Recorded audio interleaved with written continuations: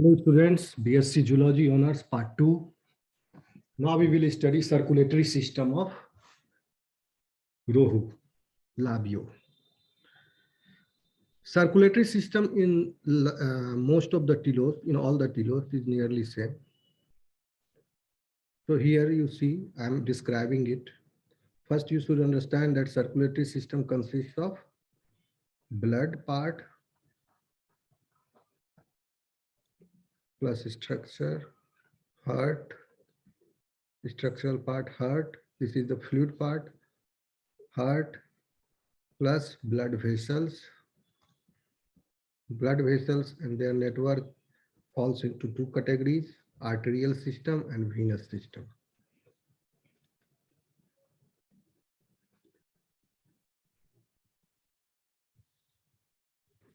We'll see them one by one.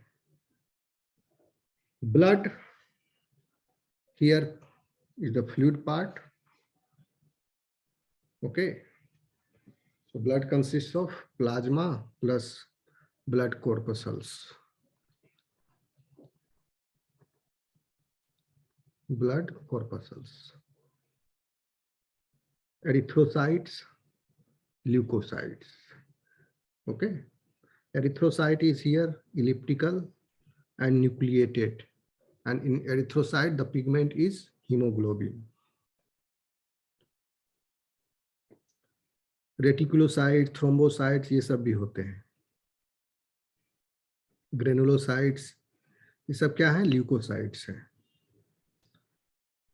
हिमेटोपोएसिस यानी blood का formation जो है वो टीलियोस्ट फिश में किडनी में होता है. किडनी, दिस इज किडनी के. Okay. And in spleen also it takes place. Spleen, kidney and spleen. S stands for spleen. Now coming to heart. Heart, as I have told you, that it is placed in the pericardial coelomic cavity, which is ventral to esophagus. And it is enclosed within a thin-walled pericardium. This pericardium is semi-rigid. In many books, you will find that the heart is 4-chambered, written in those books, and in some books, you will find heart is 2 chambers. Okay.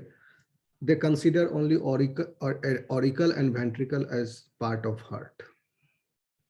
And other authors consider sinus venosus also the part of heart. Bulbus arteriosus is not part of heart. It is basically ventral aorta. Proximal portion of the ventral aorta which is dilated.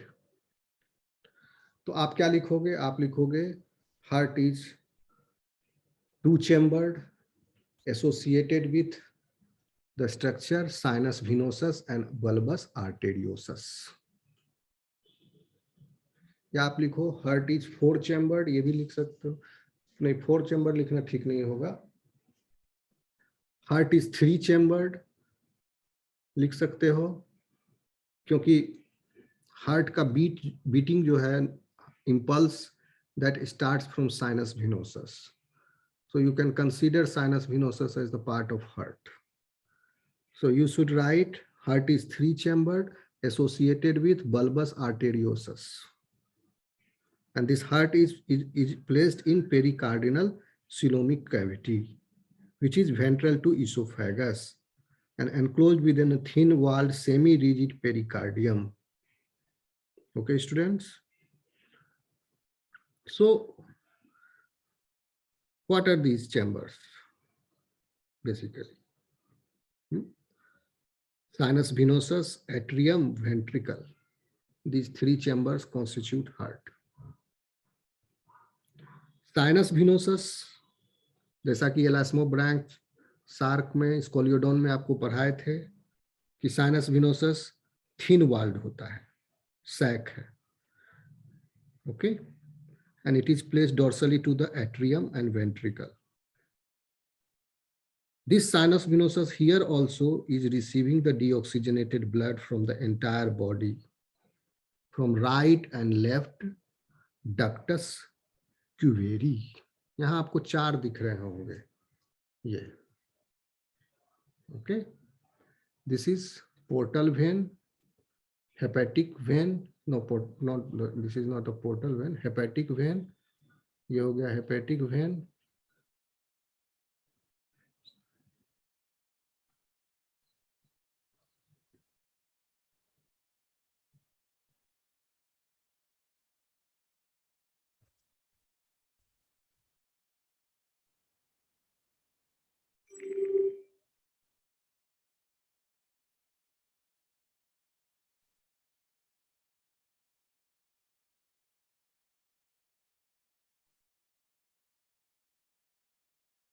This is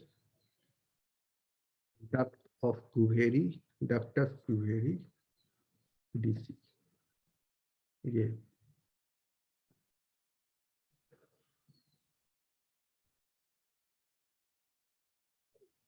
hepatic vein.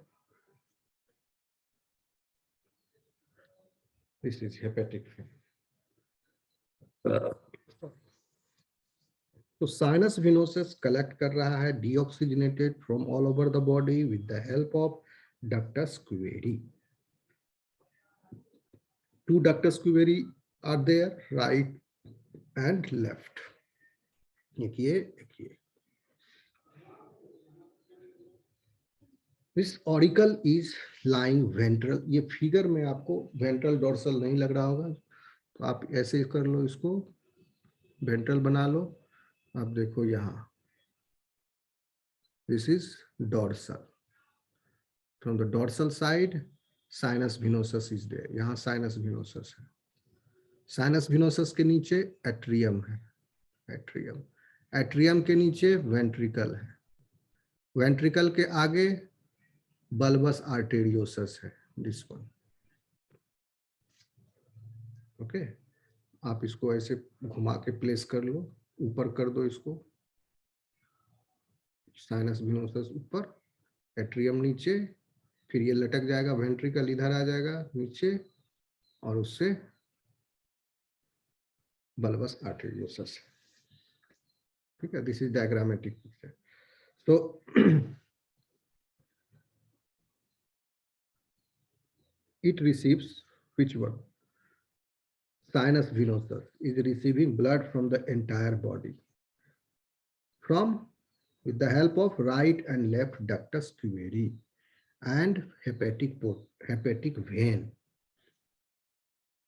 Auricle, which lies ventral to the sinus venosus, is also a thin-walled single chamber, and this one is receiving the blood from sinus venosus through a valved aperture.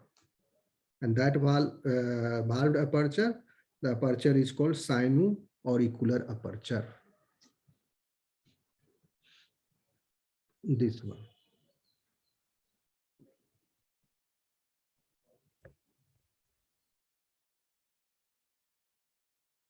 Sino-auricular aperture. यहाँ पर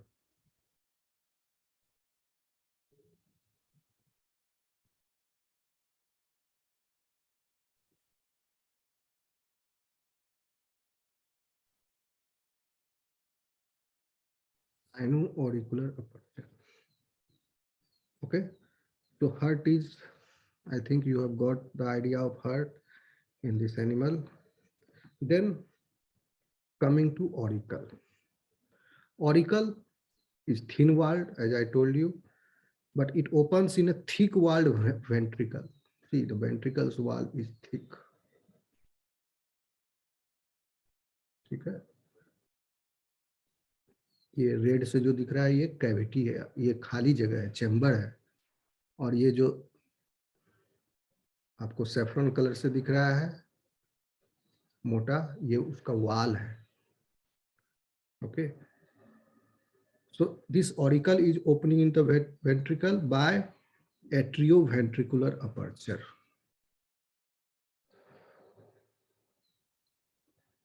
Atrioventricular aperture.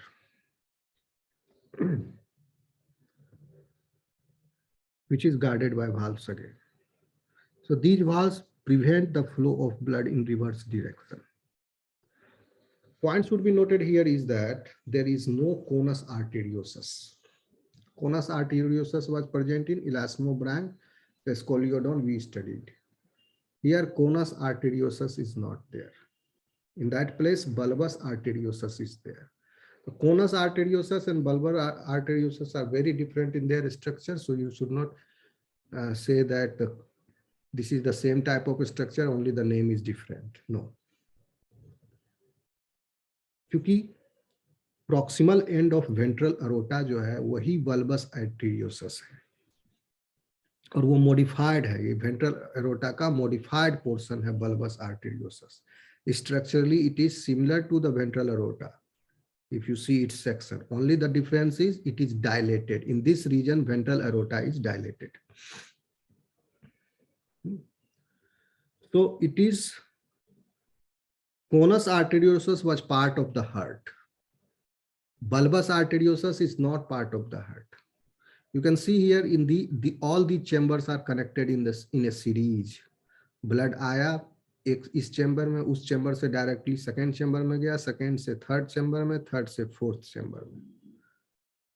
Fourth chamber is not part of heart. Okay, so series में blood ये these chambers are connected and our heart is not connected in a series, it is connected in parallel way because in between the lung organ is there. So हम लोगों में blood collect होता है आपका right auricle से फिर right ventricle से फिर गया lung में, lung से फिर आया left auricle से फिर left ventricle में blood आया. तो एक चैम्बर से दूसरा चैम्बर से तीसरा चैम्बर से चौथा चैम्बर में ब्लड का फ्लो नहीं हो रहा है. यहाँ पर इन ए सीरीज फ्लो हो रहा है ब्लड इन दिस. क्यों सीरीज में फ्लो हो रहा है? क्योंकि सिंगल सर्किट है. पिछले क्लास में आपको बताया थे सिंगल क्लोज सर्किट है the blood circulation. In us we have double circuit. Okay, ठीक है.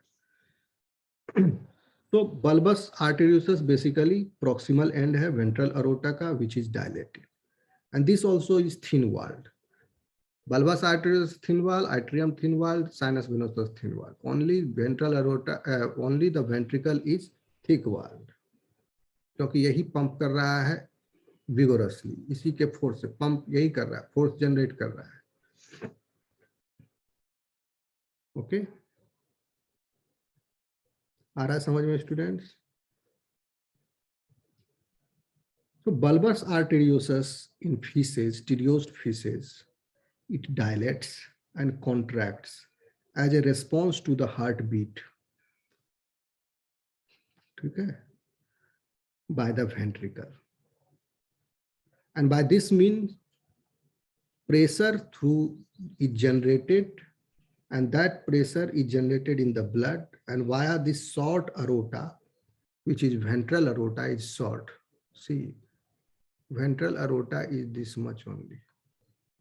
यहाँ से लेके यहाँ तक ये वेंट्रल aorta है. शॉर्ट क्योंकि उसके बाद वो बन जाता है ईपी ब्रैंकियल आर्टरी. देखिए वेंट्रल अरोटा का एक कंटिन्यूएशन ईपी ब्रैंकियल आर्टरी, क्योंकि वेंट्रल अरोटा इधर से आया, ब्लू से बनाते हैं ताकि आप समझो कि ये डीऑक्सीजनेटेड ब्लड आ रहा है. वेंट्रल अरोटा आया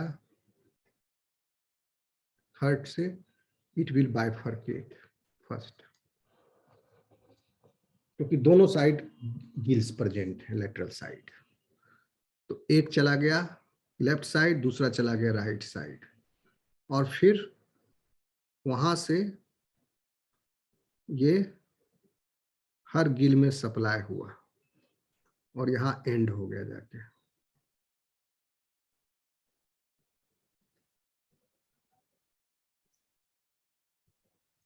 So this is ventral aorta and this one, after branching, this will be called as EP branchial artery. Okay, these are branchial artery.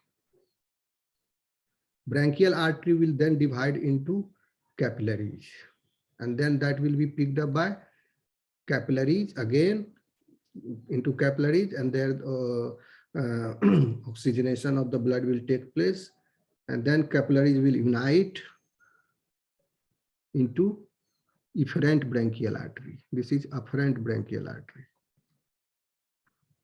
फिर वो इस फिगर को बड़ा कर दूं, ये जगह नहीं है इसलिए, चलो कोई नहीं।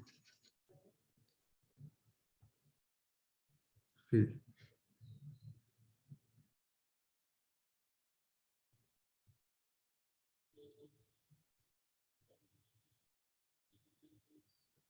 ये डेड एंड है।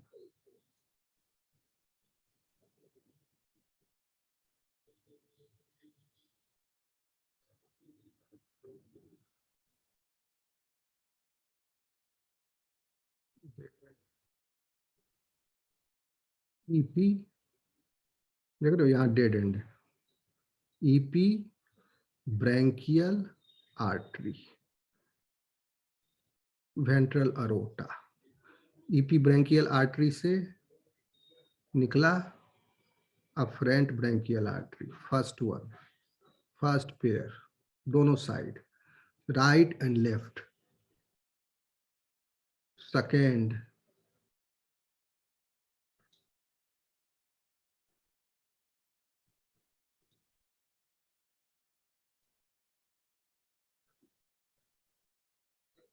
थर्ड, फोर्थ, फिर खत्म हो गया, डेड एंड हो गया, fourth, third, second.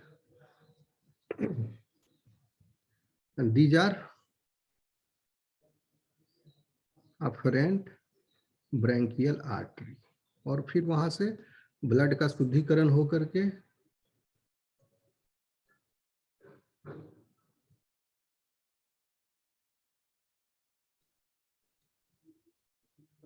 Efferent branchial artery, efferent branchial artery में ब्लड कलेक्ट हुआ।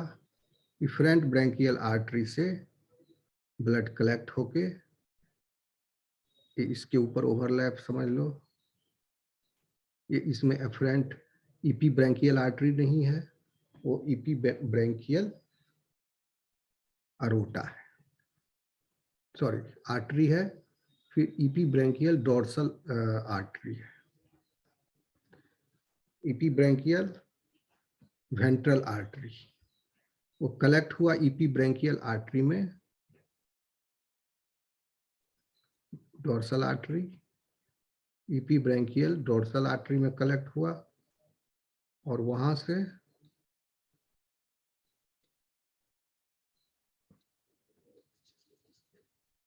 फिर यूनाइट हुआ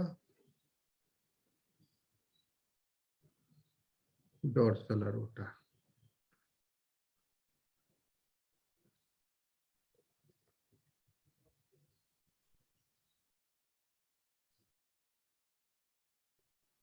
Students, ventral aorta bifurcated into epibranchial artery, ventral epibranchial artery. Ventral epibranchial artery has given rise to afferent branchial artery. वहां से फिर capillary network हुआ, capillary network से फिर efferent branchial artery. Efferent branchial artery is joining the efferent ventral artery, efferent dorsal artery, and then efferent dorsal artery, ये हो गया efferent dorsal artery. Efferent dorsal artery is united into dorsal aorta, and this dorsal aorta is supplying the oxygenated blood to whole of the body. Okay, आया समझ में students? Comments में पूछना अगर समझ में नहीं आया तो हम बता रहे थे आपको पहले, इधर कहाँ थे, bulbs arteriosus, sorry,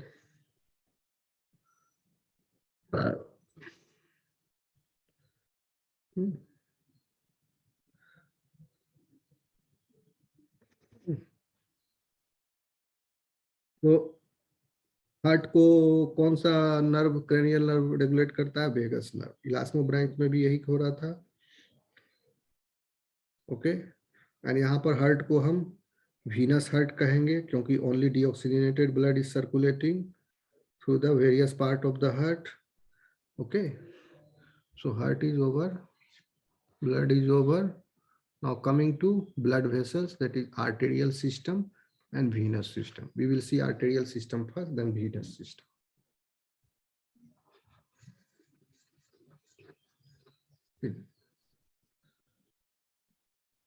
There are two types of arteries. यहाँ से शुरू करते हैं.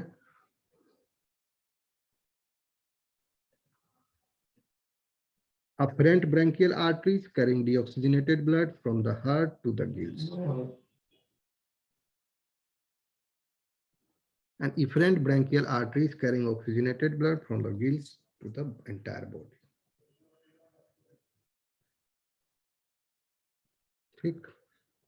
Two types of main arteries, which is collecting the blood from the heart and collecting the blood from the gill. Collecting the blood from the heart and supplying to the gill is afferent branchial artery, this one. And collecting the blood from the gill and supplying to the various parts of the body is efferent branchial artery. Basically, afferent branchial artery is originating from epibranchial artery. Epibranchial artery is originating from dorsal aorta, from ventral aorta.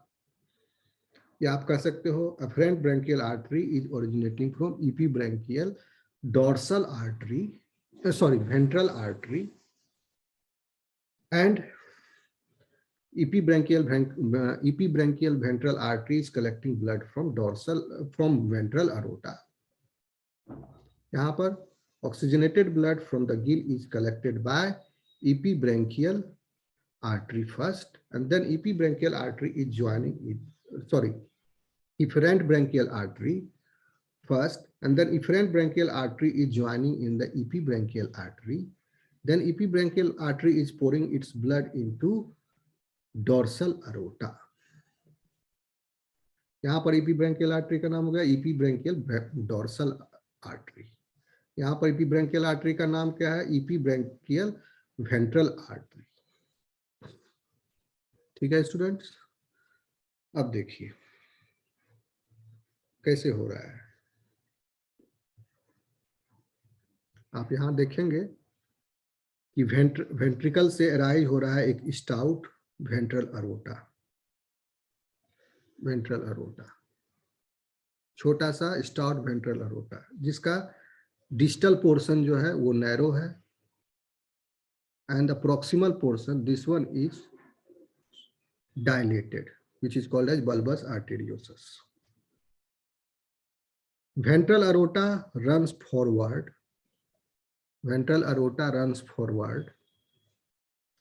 Along the midline of the floor of the pharynx. उसके ऊपर pharynx है, एकदम midline में, ventral के midline में ये आगे बढ़ा. Okay, along the floor of the pharynx and close to the hyoid arc, it bifurcates into first pair of afferent branchial artery. तो यहाँ से बढ़ा, ये bifurcate किया, first pair of branchial artery first. Okay, afferent branchial artery. Afferent branchial artery देने के बाद इस आर्टरी का नाम हो जाएगा अब dorsal ventral aorta नहीं, यहाँ के बाद ये हो जाएगा, here onwards it will be called as epibranchial ventral artery. ठीक है. So first pair of branchial artery is arising from, first pair of afferent branchial artery is arising from the ventral aorta. Okay, which is supplying to the first pair of gills. उसके बाद second, third and fourth जो afferent branchial arteries हैं वो originate करते हैं independently behind the first pair, and enter the second, third, and fourth pair of gills. And all these pairs of afferent branchials carry deoxygenated blood to the gills. समझ में आ रहा है student? Okay. Now coming to efferent branchial arteries, they carry oxygenated blood to the different parts of the body when they join dorsal aorta. And this is not pouring its blood into the heart. It is not going to the heart. Okay. Like efferent branchial arteries are also 4 pair in number. The first and second efferent branchials. This is the first one. यहाँ से first हो गया ये, फिर इधर से ये गया तो फिर काउंटिंग यहाँ से होगा ना कि इधर से होगा. ठीक, काउंटिंग इधर से होगी. फर्स्ट पेयर ऑफ आपका इफरेंट ब्रैंकियल आर्टरीज, साथ ही साथ सेकेंड पेयर भी, first and second efferent branchials on either side unite to form the anterior epibranchial artery. ये दोनों यूनाइट करके इस साइड और उस side, okay, left side and right side. फिर से बोल रहे हैं, first and second efferent branchials on either side unite to form the anterior epibranchial artery. तो 2 एंटीरियर ईपी ब्रैंकियल आर्टरी होगा on either side. On one side first and second efferent branchials. ठीक है, जिससे suppose करो left side, तो left side का first and second efferent branchial artery is joining to form the anterior left epibranchial artery, and the right side ka first and second efferent branchial artery is joining to form the anterior right epibranchial artery, and both the anterior epibranchial arteries unite posteriorly. जो इस figure में आपको नहीं दिख रहा है, ये एक साइड का दिख रहा है, दूसरे साइड भी इसी तरह से है और वो ज्वाइन किया पोस्टीरियरली. ठीक है, दूसरा गिल का भी ज्वाइन होगा क्योंकि डोर्सल एरोटा तो एक ही है और ये एक साइड का दिखा रहा है, तो डोर्सल एरोटा में और फिर दूसरा ज्वाइन करेगा. जैसे यहाँ बाइफर्केट हुआ, यहाँ पर फिर ज्वाइन करेगा. Okay, both the anterior epibranchial arteries unite posteriorly along the mid dorsal line to form dorsal aorta. दोनों ज्वाइन करके डोर्सल एरोटा बना दिया. ठीक. The third and fourth efferent branchial arteries on either side unite to form the posterior epibranchial artery. This is posterior epibranchial artery. So anterior epibranchial artery and posterior epibranchial artery all are pouring its blood in dorsal aorta, and these communicate with the anterior end of the dorsal aorta. यानी pouring its blood to the dorsal aorta. ठीक है. First efferent branchial artery on either side gives off a cephalic artery. Cephalic artery दिया first वाला, ये एक और दे दिया, इसमें ब्रांचिंग हुई. आपको क्या दिख रहा है यहाँ? CRA, carotid artery. And that will branch into carotid artery. Carotid artery is also of a 2 type, external and internal. After branching, it will become. Sorry. So sequence क्या है इसके branching का? The first efferent branchial artery on either side is giving a cephalic artery. This is cephalic artery.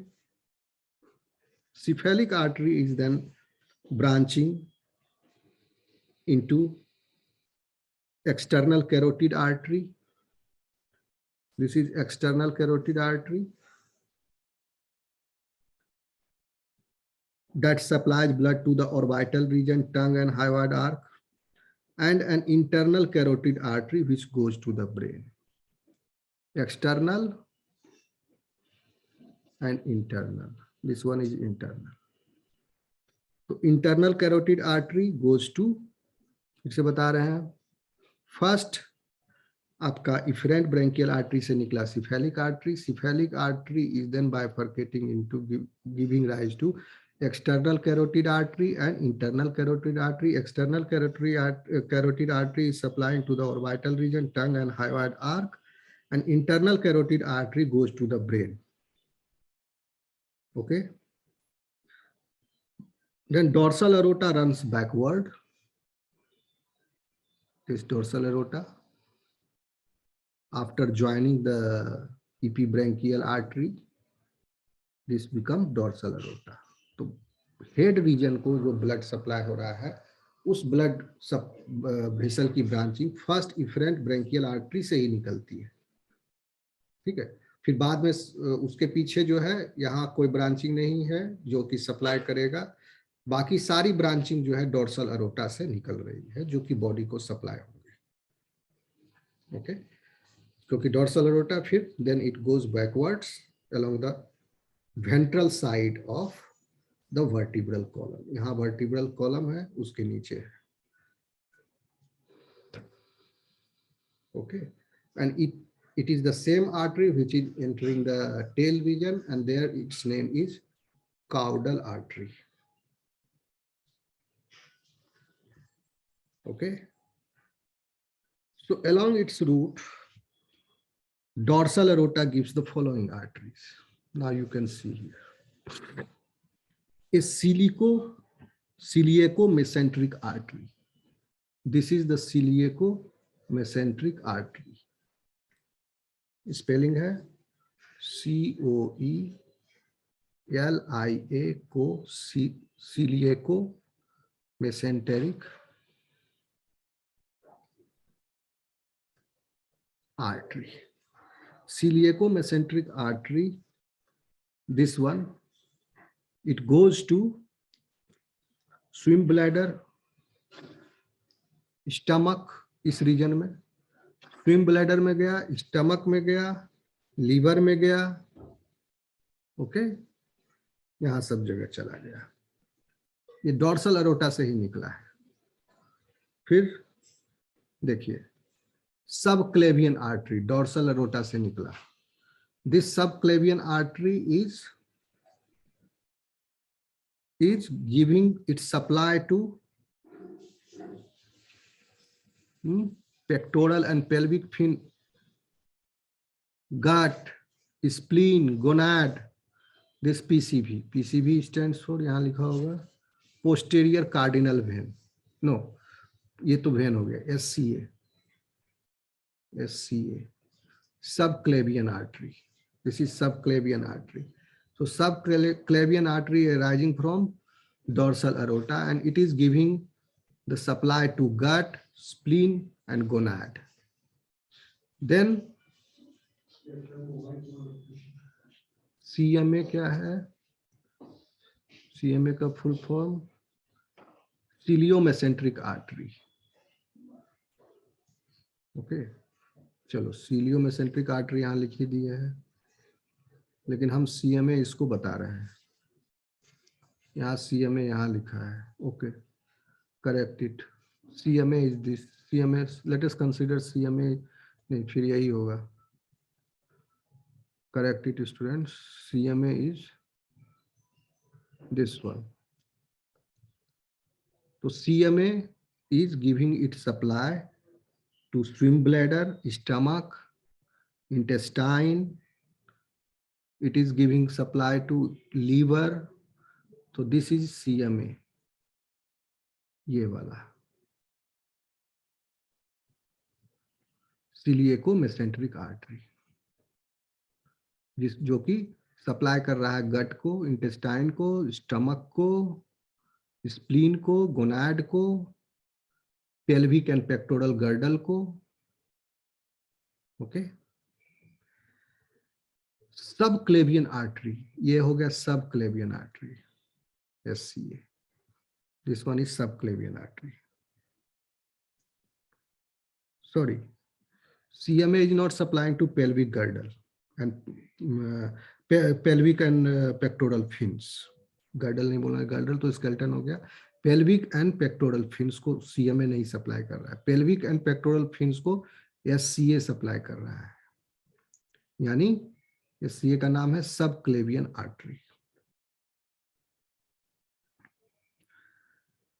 And this subclavian artery is dividing into pectoral and pelvic arteries for pectoral and pelvic fins. आगे चल के ऐसे ही हो गया. साथ ही साथ एक number of paired segmental arteries are present, artery emerge for segmental muscles in each segment. और वो दिखाया नहीं गया, हर सेगमेंट में लिख दोगे. हर सेगमेंट में पेयर्ड, एक राइट दूसरा लेफ्ट आर्टरी इमर्ज होते हैं डोर्सल एरोटा से सेगमेंटल मसल के लिए. ठीक.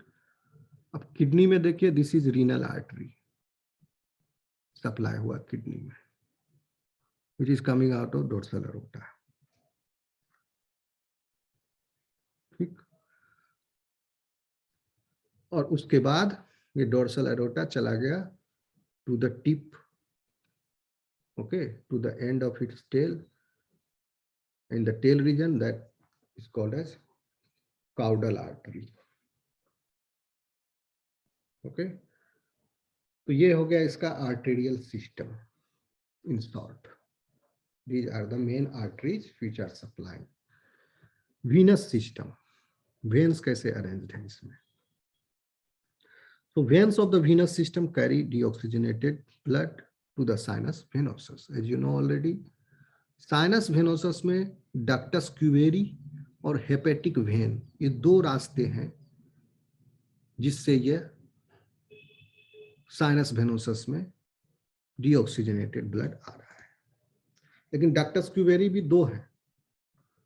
ओके, तो आप देखिए कि भी इसमें डीऑक्सीजनेटेड ब्लड साइनस वेनोसस में कलेक्ट हुआ.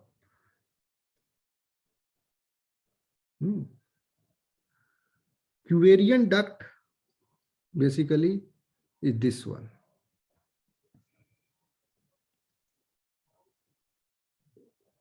This is Cuvarian duct.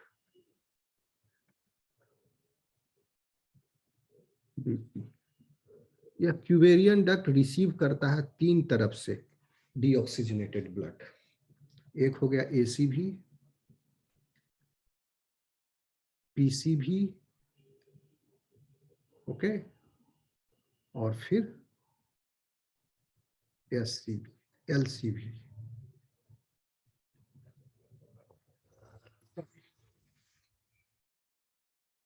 PCV हो गया आपका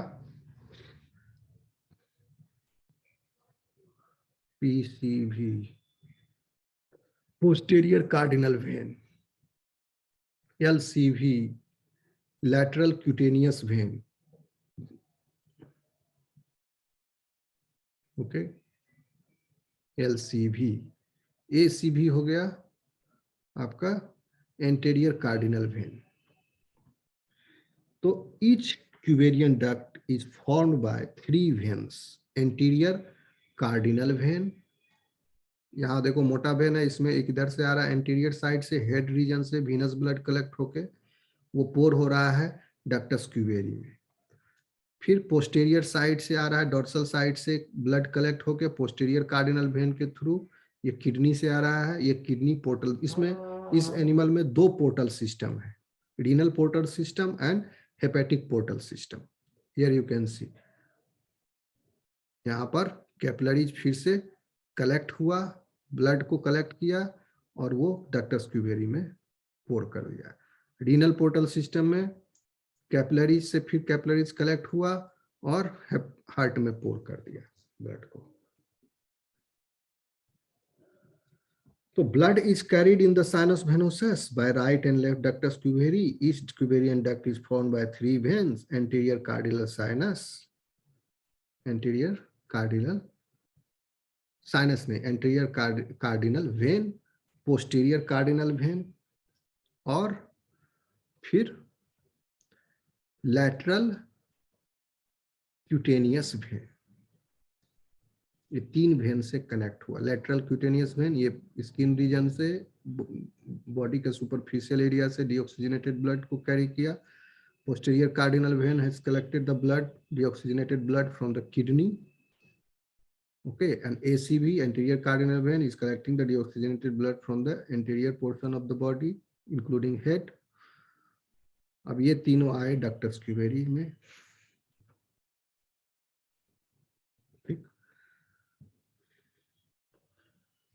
यही पोस्टेरियर कार्डिनल वेन जो है सेगमेंट से भी कलेक्ट करता है ब्लड को। तो सिंपल है, ये तीनों से इधर से आ गया यहाँ पर। अब देखिए काउडल वेन भी है यहाँ, आप नोटिस करो। Caudal vein is bifurcating into kidney का vein, kidney vein, and then hepatic portal vein. Hepatic portal vein is collecting the blood from gut region, stomach, spleen region, spleen से, gut से, gonad से. This hepatic portal vein is collecting the blood. Okay, hepatic portal vein is basically the extension of caudal vein. Caudal vein तभी तक कहा जा रहा है जब ये caudal region में है। इससे फिर दो तरफ से इसमें ब्लड आया, एक किडनी से, दूसरा तरफ से ये आया, नहीं उल्टा तीर बना दिए ना, इधर से ब्लड आ रहा है, ऑक्सीजनेटेड ब्लड, डीऑक्सीजनेट हुआ, डीऑक्सीजनेट फिर गोनाड से, स्प्लीन से, गट से, blood is collected in hepatic portal vein. Hepatic portal vein is supplying to the liver, ये किडनी है, liver, and from liver hepatic vein is carrying the blood to sinus venosus। ठीक है, sinus venosus से फिर वो atrium, ventricle, bulbs arteriosus और आपका ventral aorta, ventral aorta से फिर अफरेंट ब्रैंकियल आर्टरी।